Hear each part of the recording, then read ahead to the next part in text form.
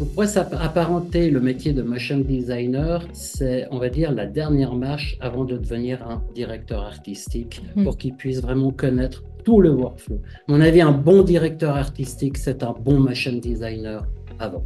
Alors, si vous êtes là finalement aujourd'hui, c'est que vous avez tous pris conscience que la vidéo est devenue vraiment le support de communication indispensable dans le monde d'aujourd'hui de la communication et comme je le rappelais tout à l'heure, notamment digitale, très finalement friand de médias, de publications et quelques chiffres, hein, simplement pour contextualiser ce besoin qui explose vraiment littéralement ces dernières années. Rappelez que 85% des consommateurs sont friands, attendent des marques qu'ils suivent, notamment sur les réseaux sociaux, des contenus vidéo. Pourquoi? Parce que finalement, la vidéo, c'est le premier vecteur d'information et de prise de décision d'achat. 73% des consommateurs disent effectuer un achat sur la base d'une information qui leur a été donnée en vidéo. Et puis, en termes de rétention d'attention et de mémorisation, on sait que les visiteurs d'un site internet ou encore les followers sur les réseaux sociaux vont passer plus de 2,5 fois de temps à consommer, à prendre connaissance de contenus vidéo par rapport à des publications statiques. Et enfin, un chiffre assez hallucinant, la viralité en fait, de la vidéo est 12 fois plus importante que le partage de publications, on va dire classiques, statiques, de type texte ou image. Fort de ces statistiques, forcément la conséquence pour les graphistes, les professionnels de ce domaine-là, c'est qu'en Suisse, mais on pourrait dire partout dans le monde, hein, parce que les marques et donc la communication est devenue globale aujourd'hui, plus de 50% des offres d'emploi en lien avec la profession de graphiste requièrent des compétences polyvalentes en animation 2D, en modélisation 3D, en montage vidéo. Alors, maintenant qu'on a un petit peu dressé la raison pour laquelle on se trouve là aujourd'hui et l'importance du média vidéo, rentrons un petit peu plus dans la matière du motion graphic design. Finalement, c'est un nom un peu complexe, Mathias. Est-ce que tu pourrais nous donner ta définition du motion graphic design? Alors, un motion designer, il doit être capable de pouvoir travailler sur différentes plateformes, sur différents outils, et de pouvoir, grâce à cela, raconter des histoires, et de pouvoir vraiment de créer des liens entre les différents logiciels. Par exemple, durant ce cursus, After Effects et Blender, il va falloir créer un pont entre ces deux logiciels pour les faire communiquer et de pouvoir exploiter pleinement les ressources de ces deux logiciels. Pour pouvoir créer un projet de par soi-même, ou au-delà sur des projets beaucoup plus complexes, de pouvoir comprendre la mécanique en fait et le workflow d'un tel projet qu'on pourrait apparenter, je ne sais pas, à l'extrême, à Hollywood ou ce genre de secteur d'activité. On va toujours au-delà de l'apprentissage des fonctionnalités d'un outil, mais on les intègre vraiment dans une gestion de projet globale. Parce que, pareil, apprendre des outils, on pourrait presque le faire avec des tutos, bien que ça prenne beaucoup de temps de trouver la bonne vidéo YouTube. Mais rares sont justement ces vidéos et c'est tout l'avantage d'un véritable cours formalisé par des enseignants experts, de pouvoir vraiment étape par étape, pouvoir constituer en fait un projet global complet. Et les réseaux sociaux, en fait, sont des plateformes qui sont très bien positionnées pour le motion design. Nous, par exemple, on a travaillé avec ID News, qui est un journal à Genève, et on a réalisé des petites capsules, en fait, pour l'introduction et des petites séquences d'intro et d'outro pour leur format sur les réseaux sociaux, qui sont des formats un peu à la Tataki, un peu à la Brut, ce genre de choses. Et là, il y avait du motion design qui incluait plusieurs types de médias, de la 3D, et aussi du motion design 2D. L'une, c'est plutôt pour de la promotion de produits. Nous, on travaille beaucoup avec des product design, c'est-à-dire avec des fabricants d'objets. Typiquement, on a travaillé avec un fabricant de synthétiseurs de musique, et notre objectif était de mettre en valeur cet objet, mettre en valeur en fait ce produit grâce à de l'animation en 3D avec de l'éclairage, avec du mouvement, avec de la séquençage. Mais on peut travailler typiquement pour du clip de musique, qui est aussi considéré comme du motion design, où là les enjeux sont un peu différents, on se rapproche un petit peu plus peut-être de la séquence et de la fiction, mais les notions de motion design sont également présentes très fortement, très bien ancrées en fait dans ce type de format-là. On peut aller jusqu'à du Hollywood, même si c'est pas le but, Oui.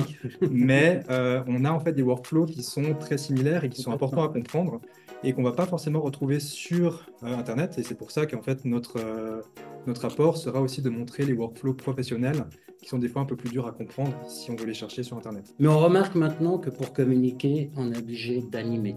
Et c'est vraiment quelque chose en plus de pouvoir amener une dimension sur des annonces sur les réseaux sociaux ou de la description de produits. On ne peut plus se passer du motion design. Quand on parle de motion design, on a tout de suite en tête des effets spéciaux, de la 3D. Donc, c'est aussi l'attente du client. Le client, maintenant, une annonce doit impacter directement. En tout cas, pour attirer l'attention de quelqu'un derrière son poste, on est obligé de marquer le coup. Donc, puis comme tu le disais tout à l'heure, finalement les connaissances au moins de base de ces différents logiciels va permettre à la personne soit de pouvoir complètement créer, réaliser ce type de publication, soit en fonction de la complexité ou de l'échelle, être capable d'être le véritable chef d'orchestre, coordinateur d'un projet. D'ailleurs, on le voit dans ta propre agence où vous êtes 4, avec chacun un peu des expertises complémentaires et différentes. D'avoir le même type de langage, de connaître aussi les différents fichiers sources et comment les assembler, comment les réunir, créer les passerelles, comme tu disais, entre les logiciels. On peut avoir par moments certaines réticences ou certaines a priori ou certaines craintes par rapport à la technicité, par rapport à l'aspect très technique en fait qu'on peut avoir dans ce domaine-là, étant donné, comme on l'a dit jusque-là, on a beaucoup de logiciels qui peuvent rentrer dans le workflow du motion designer. Mais nous, notre rôle, en fait, ça va être d'accompagner les étudiants et étudiantes pour leur faire comprendre et leur apprendre à utiliser ces outils et leur montrer qu'au final, c'est pas inaccessible, loin de là, et que ça va surtout être le temps d'expertise, le temps de pratique qui va surtout rentrer en jeu dans la formation puis dans la compréhension en fait, de ces outils-là. Disons qu'en autodidacte, on n'a pas vraiment un vrai workflow d'apprentissage. Et on est peut-être... Il y a énormément de formations sur YouTube, comme tu l'as dit tout à l'heure, sur Vimeo, sur LinkedIn, il y a énormément de formations. La plupart sont déjà données en anglais, donc il faut déjà avoir un bon niveau d'anglais pour pouvoir appréhender ce genre de formation. Et la plupart du temps, elles sont décousues. Il y aura peut-être une formation pour créer un vaisseau spatial, par exemple, puis on va se limiter au vaisseau spatial. Et après, on va devoir appréhender une autre problématique et ça sera un projet complètement différent. Mais c'est rare qu'on puisse trouver un projet depuis le storyboard jusqu'à l'exécution finale pour arriver à un résultat probant. On va présenter à nos auditeurs justement à quoi ressemble le cursus certifiant. Donc, 3 logiciels qui se répondent, qui travaillent avec le même état d'esprit. Le montage vidéo avec Premiere Pro, les animations avec After Effects et l'animation 3D ainsi que la modélisation avec Blender. Et puis ce qui fait la particularité effectivement de ce cursus, c'est qu'on a presque la moitié qui est consacrée à la réalisation d'un projet de A à Z de type spot publicitaire où les participants vont à la fois partir, comme tu l'as justement dit, d'un storyboarding, d'un brief client qu'il va falloir exprimer en storyboard. On a pris un objet simple en 3D à partir d'une canette de boisson, comme si vous aviez à réaliser un spot publicitaire pour un nouveau soft drink. Et vous pouvez d'ailleurs choisir, selon votre créativité, lequel. Ça peut être un hard drink, d'ailleurs, on n'est pas contre alcool. Et puis à partir de cet objet 3D, lui apporter des matériaux, lui apporter des textures, le passer dans After Effects pour travailler les animations qui vont rendre justement cette canette très appealing. Et puis enfin, l'assembler dans un montage avec un début, une fin, des cuts, des transitions avec Premiere Pro. Donc si on regarde un petit peu plus le déroulement de la formation, alors après on va retrouver nos formateurs normalement. Voilà, donc on a 3 formateurs. Marc, en pensée avec toi, il ne pouvait pas être là avec nous aujourd'hui. Mathias et puis Léonard, donc 3 experts de leur domaine. Et voilà notre cursus, donc qui s'étend sur 30 jours. Comme vous le voyez, la petite bande P correspond au temps accordé au projet global, au projet transversal. Donc, on commence même cette formation, justement, le début d'un workflow, c'est je reçois un brief et je dois créer un storyboard avec même une première animatique avec Premiere Pro une fois que j'ai modélisé l'objet qui va être le point central de mon spot publicitaire, donc en l'occurrence, comme je disais, une canette. Donc, à chaque fois des étapes de certification, puisqu'il y a quand même évidemment une acquisition de connaissances purement techniques de chaque logiciel, d'accord? Donc les bases du logiciel Blender, le logiciel Premiere Pro, ainsi qu'After Effects pour le motion design, et puis toute la fin de la formation qui est vraiment consacrée à la réalisation du projet avec en permanence des correspondances, des interventions, soit de Léonard, soit de Mathias et enfin de Marc, pour aboutir finalement à un spot dédié à être publié.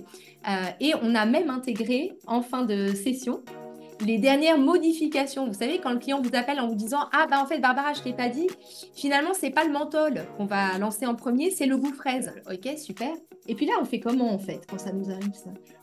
On a des outils en fait au sein des logiciels qui nous permettent de venir remodifier en fait ce qu'on a fait. Alors bien sûr, il y a une certaine limite en fait à ça, mais on a une mainmise sur certaines modifications qu'on va pouvoir effectuer sur les rendus 3D, sur l'animation 2D, sur les couleurs, sur le montage.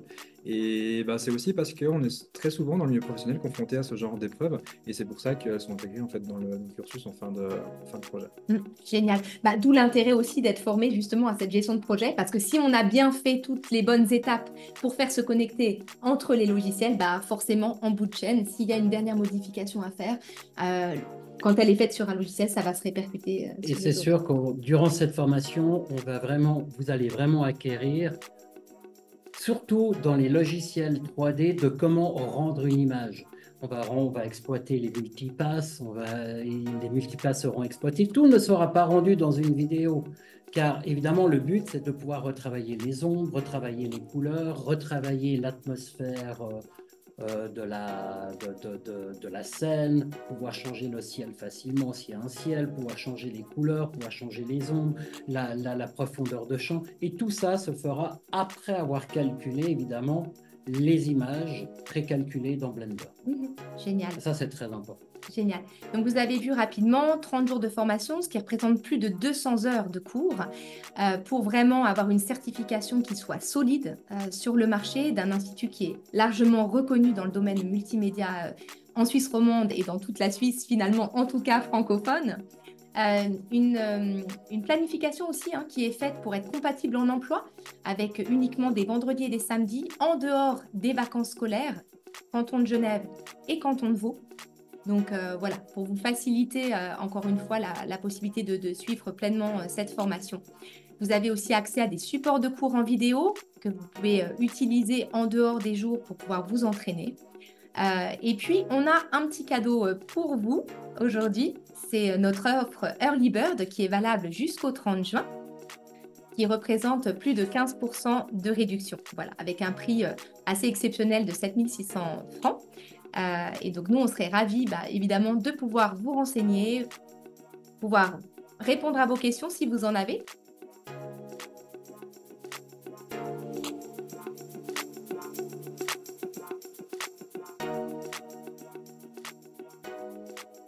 C'était un plaisir, en tout cas, de pouvoir partager notre passion pour ce domaine. Vraiment très riche d'opportunités, d'emplois, de mandats pour les indépendants. À CAD School, maintenant, c'est la 3e session qu'on réalise. C'est vrai qu'on se rend compte que les gens repartent vraiment avec un niveau opérationnel, avec des connaissances techniques qui sont immédiatement transférables. Bluffé par les projets, certains projets des participants. Vraiment bluffé. Ouais, tout à fait. Merci d'avoir été présent. C'était un plaisir de vous parler de ce sujet qui nous passionne. Et puis à très bientôt chez CAD School.